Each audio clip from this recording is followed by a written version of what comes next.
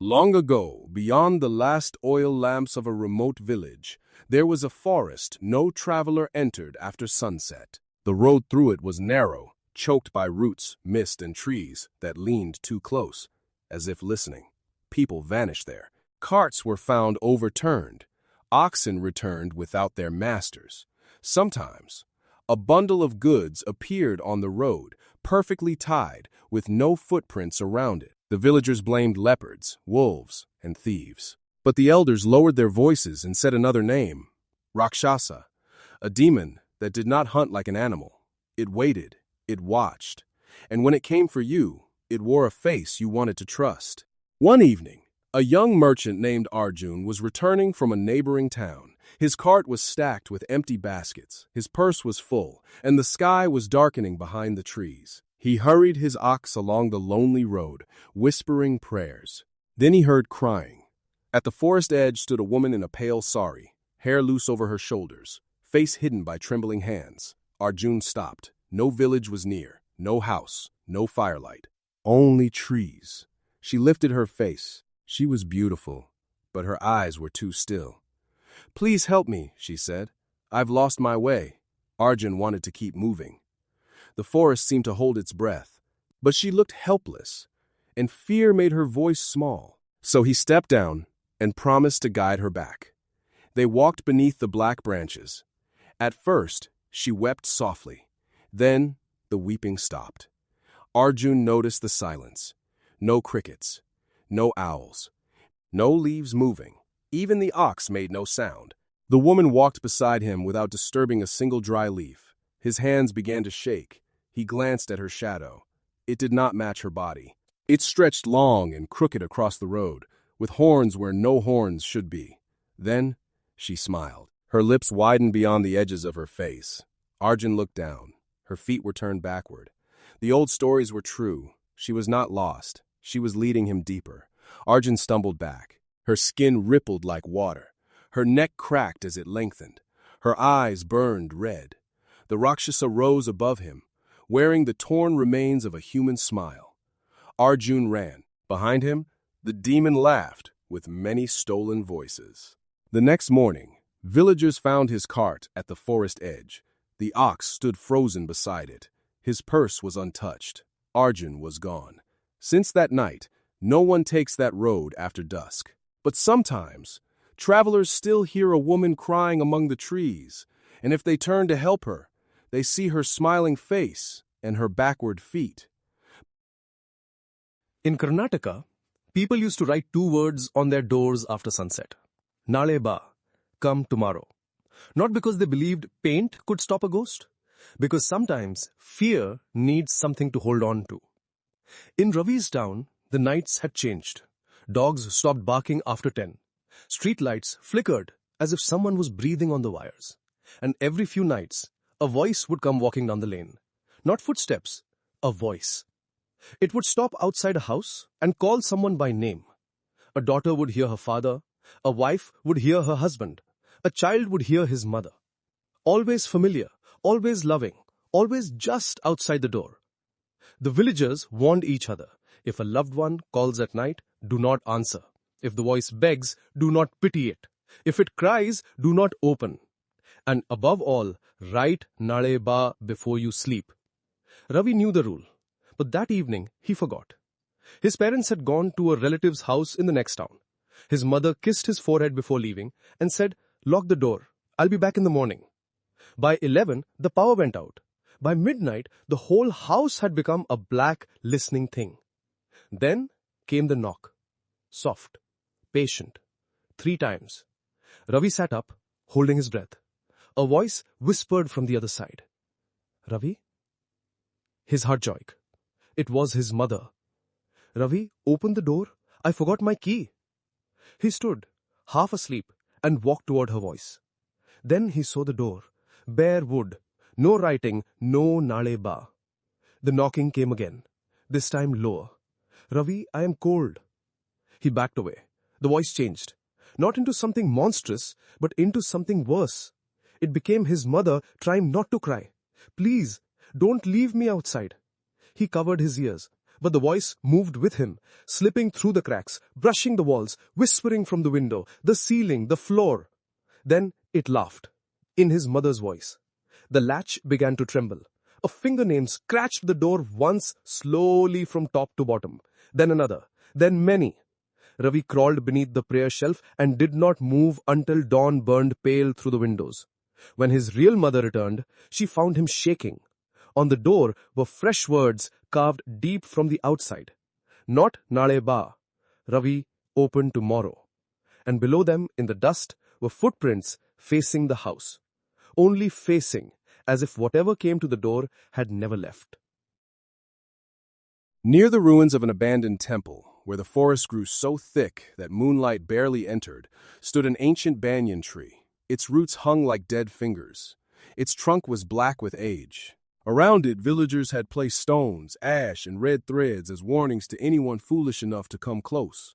No one crossed that path after sunset, not the woodcutters, not the shepherds, not even the temple priest who had abandoned the shrine years ago. They said a Brahmarakshsa lived in the banyan, a demon born from a cursed scholar, a creature that remembered sacred mantras but twisted them into something hungry. It did not simply kill. It called your name first. One evening, 5 young men from the village laughed at the old stories. They called the villagers cowards, and the demon a tale made to frighten children. Among them was Vikram, the boldest, the loudest, determined to prove there was nothing in that tree but bats and shadows.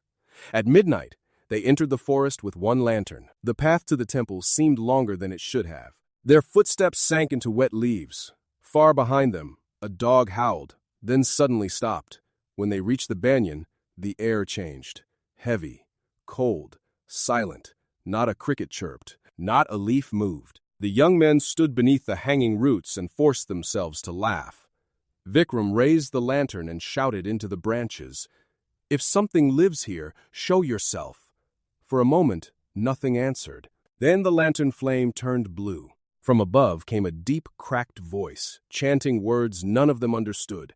The sound crawled inside their ears. One boy covered his head and screamed that it was speaking from inside him. Then something dropped from the branches, not to the ground, just lower, hanging upside down among the roots. It was enormous, with dark skin stretched tight over bone, hair in filthy ropes, and eyes burning red as coals in a funeral fire. Its mouth opened wider than any human mouth should, showing teeth like broken knives. The Brahmarakshsa smiled. Then it whispered Vikram's name. The boys ran, crashing through thorns, crying and begging every god they knew for mercy. But Vikram's foot caught in a root. He fell hard, and the lantern rolled away. Above him, the banyan began to move. Every root twisted like a living snake. The demon climbed down slowly, head first, long fingers scraping bark. Vikram tried to scream, but only breath came out. The Brahmarakshsa lowered its face to his, and in his own voice it whispered, "I told them you would come." The forest swallowed his scream. At dawn, villagers found the lantern beneath the banyan. Its glass was cracked. Its flame was still burning blue. Vikram was never found. The Vetala, the demon that thinks with you. Forget ghosts that scream. Fear the one that makes you think. This is the Vetala, India's ancient demon of the undead and the unknown. You find it at midnight, hanging a corpse upside down from a lonely tree in the cremation grounds. It's not a zombie. It's not a ghost. It's a powerful spirit using the body like a puppet, waiting for you. The Vetala doesn't want your blood.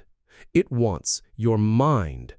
This creature knows all secrets, past, present, and future, and it loves riddles. The most famous Vetala story comes from the Vetala Panchamvimshati, 25 Tales of the Vetala. The legendary king Vikramaditya is ordered to capture one. He finds the swaying corpse, pulls it down, and carries it on his back. Then, it speaks. This walk is boring, King. Let me tell you a story. It tells a twisted tale of love, betrayal, or murder, each one a moral maze with no easy exit. At the end, it asks, who was right? Who was guilty? What is the truth? Here's the nightmare. If the king stays silent, even though he knows the answer, his head explodes. If he answers correctly, the Vetala laughs, flies back to its tree, and the king must start over. This happens 24 times.